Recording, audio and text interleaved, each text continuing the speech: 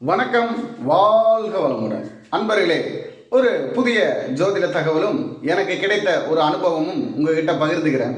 என்ன அனுபவம்னு கேட்டிங்கன்னா, நான் கோயம்புத்தூர்லேருந்து திருச்சி வரும்போது பஸ்ஸில் ஒரு நண்பர்கிட்ட ஜோதிட கருத்துக்களை பரிமாறிட்டு வந்துட்டு இருந்தேன். அப்போ என் பக்கத்தில் இருந்தவர் ஜோதிடத்தை நம்பாதவர், ஜோதிடம் குறித்து தவறான கருத்துக்களை கையில் வைத்துள்ளவர்.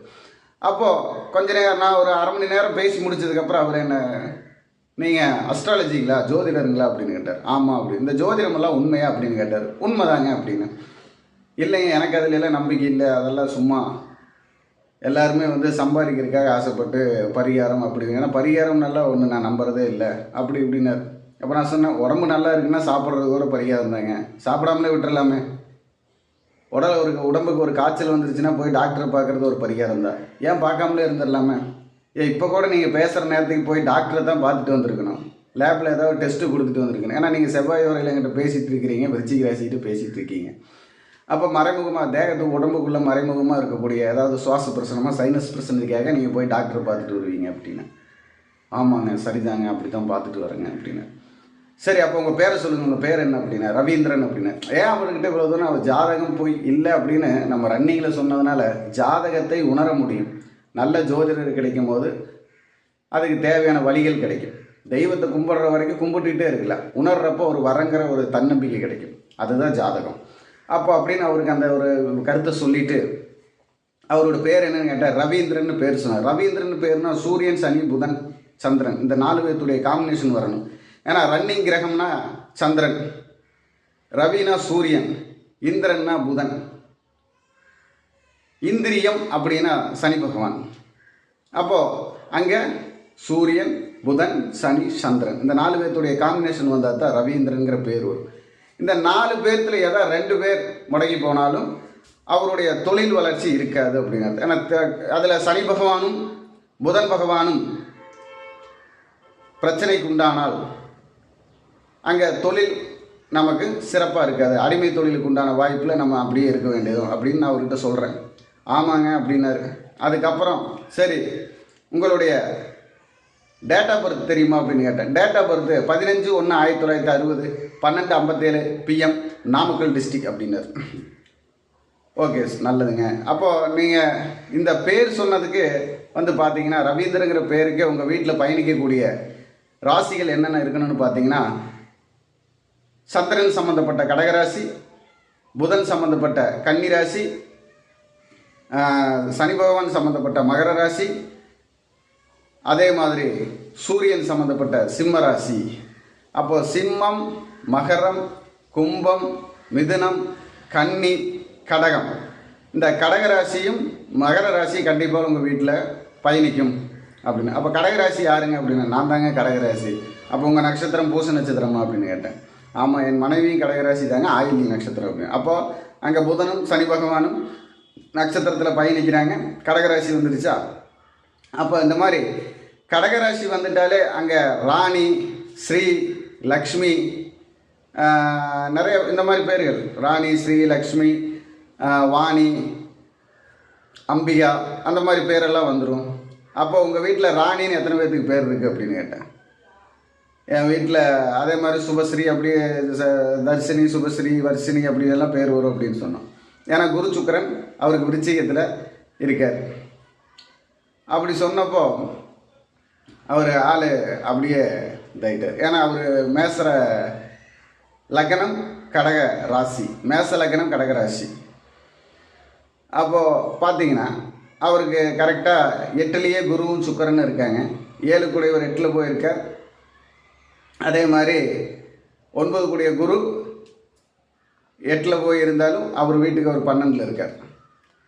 அப்போது இந்த 4, 8, 12 அங்கே சம்மந்தப்படுது. சுகம், விபத்து, நிலையான ஒரு பரிணாம வளர்ச்சிக்கு உண்டான 12ஆம் பாவகம், சேர்க்கை அப்படின்னு சொல்லக்கூடிய தெரியாத வருமானத்தை சொல்லுது.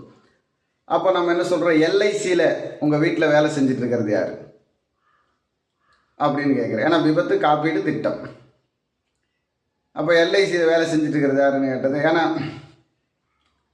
இது விபத்து காப்பீடு திட்டம் வரும்னு பார்த்தீங்கன்னா அங்கே பார்த்தீங்கன்னா நமக்கு 4, 8, 12 வந்துடுறதுனால அதில் 3ஆம் இடத்து அதிபதியான புதன் சம்மந்தப்படுறாரு 9ஆம் இடத்து அதிபதி குருவோட வீட்டில்.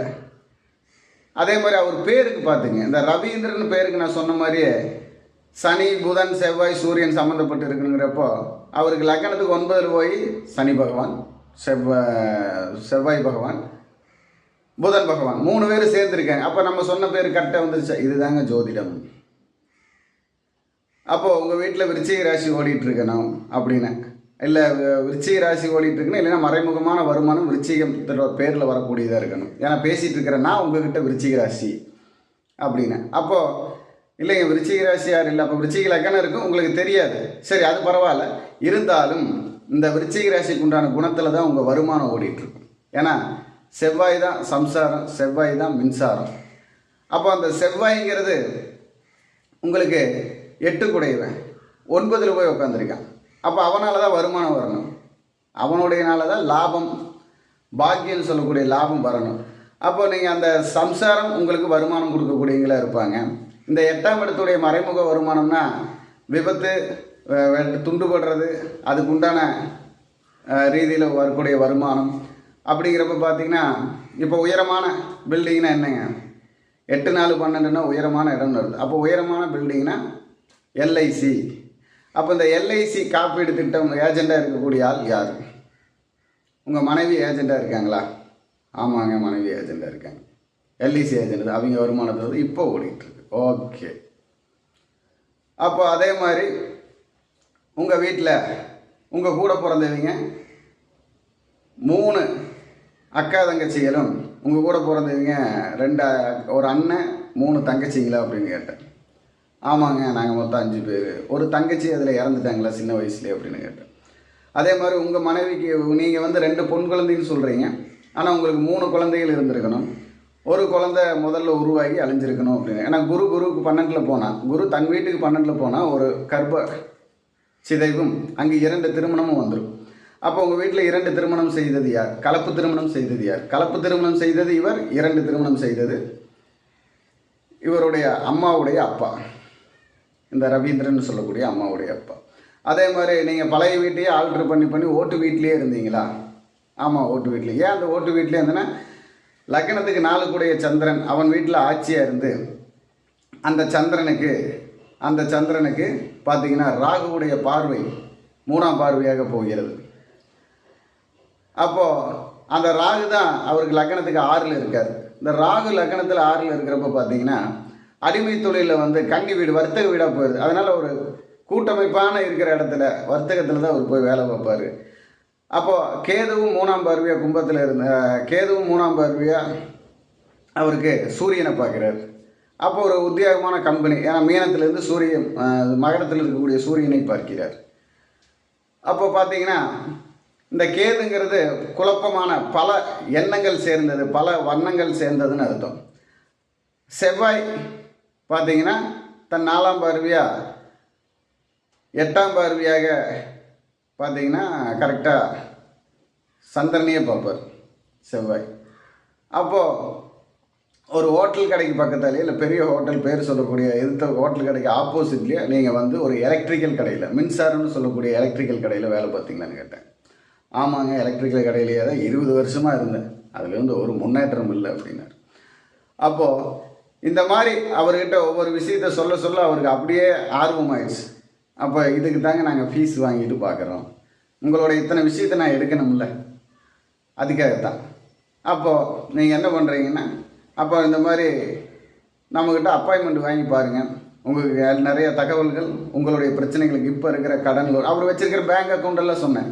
ஏன்னா செவ்வாய் புதன் சனி சேர்க்கை, சனிங்கிறது கருப்பு, புதன்கிறது கருப்பை வாய் பேங்கு வங்கி, செவ்வாய் புதன்கிறது வருமான வங்கி, அப்போ புதன்கிறது வைசியம். அப்போ நீங்கள் கரூர் வைசிய பேங்க்லேயே கணக்கு வழக்கு வச்சுருப்பீங்க. ராகு போய் அந்த புதனுடைய வீட்டில் இருக்கார். அப்போது அந்த புதன் வர்த்தக வீடு, அப்போ மத்திய கூட்டுறவு வங்கியில் நீங்கள் கணக்கு வழக்கு வச்சுருக்க வேண்டியது இருக்கும். அதே மாதிரி இப்போ புதுசாக வந்திருக்கிற உஜ்ஜயினி தேவி, ஏன்னா காளி ராகு தான் உஜ்ஜயினி காளின்னு சொல்லக்கூடிய உஜ்ஜயினி தேவி. அப்போ இப்போ புதுசாக வந்திருக்கக்கூடிய உஜ்ஜயினி தேவிங்கிற இதில் எல்லாம் நீங்கள் போயிட்டு உங்களுடைய கோல்டெல்லாம் வச்சு குடும்பஸ்திரீ மகளிர் குழு இந்த மாதிரி அமைப்பில் எல்லாமே உங்களுக்கு இப்போ லோனு விஷயம்ட்டு இருக்கும். உங்கள் பொண்களெல்லாம் இப்போ நல்லா படிச்சிருக்கக்கூடிய வாய்ப்பு இருக்குது. ஏன்னா எல்லாம் எம்பிஏ பிஏ இந்த மாதிரி படிக்கக்கூடிய வாய்ப்பு இருக்குது அப்படின்னா. அவன் பெரிய பொண்ணு எம்ஏ படிச்சிருக்கா, இப்போ சின்ன பொண்ணு பிஏ படிச்சிருக்கா அப்படி. அப்போது இந்த மாதிரியெல்லாம் தகவல்கள் ஜோதிடத்தில் சொல்ல முடியும், செயல்படுத்த முடியும். அதற்கு உங்களுக்கு தகுந்த ஒரு ஜோதிடர் கிடைக்கணும். உங்களுடைய நேரங்கள் அதற்கு விட்டு கொடுக்கணும். அப்போ தான் இந்த தகவல் கிடச்சி அப்போ அவருக்கு ஒரு சில பரிகாரமெல்லாம் சிம்பிளாக இப்போ அவர் வீட்டிலேருந்து செய்கிற மாதிரி சொல்லி கொடுத்தேன். இருந்தாலும் நீங்கள் அப்பாயின்மெண்ட் வாங்குங்க அப்படின்னு அவர் என்னுடைய அக்கௌண்ட் நம்பரெல்லாம் வாங்கிட்டு, என்னுடைய விசிட்டிங் கார்டெல்லாம் வாங்கிட்டு, நான் குடும்பத்தோடு உங்களை நேரில் பாலக்காட்டில் கேரளாவிலேயே வந்து பார்க்குறேங்க, நீ இந்த அளவுக்கு நான் எதிர்பார்க்கலை அப்படின்னு. அப்போ இந்த மாதிரி நேரங்கள் பிரபஞ்சம் நமக்கு ஒவ்வொருத்தரும் சேர்த்தி தரும். அந்த நேரத்தில் நமக்கு ஒரு நல்ல மேம்படக்கூடிய விஷயங்கள் நடக்கும். இந்த மாதிரி எல்லாருக்குமே ஜோதிடத்தால் நிரூபிக்க முடியும். ஆனால் நல்ல ஜோதிடர் கிடைக்க ஒரு தேடல் இருந்து கொண்டே இருக்க வேண்டும். அந்த தேடலில் உங்களுக்கு நல்ல ஒரு வழி கிடைக்கும். வணக்கம், வாழ்க வளமுடன்.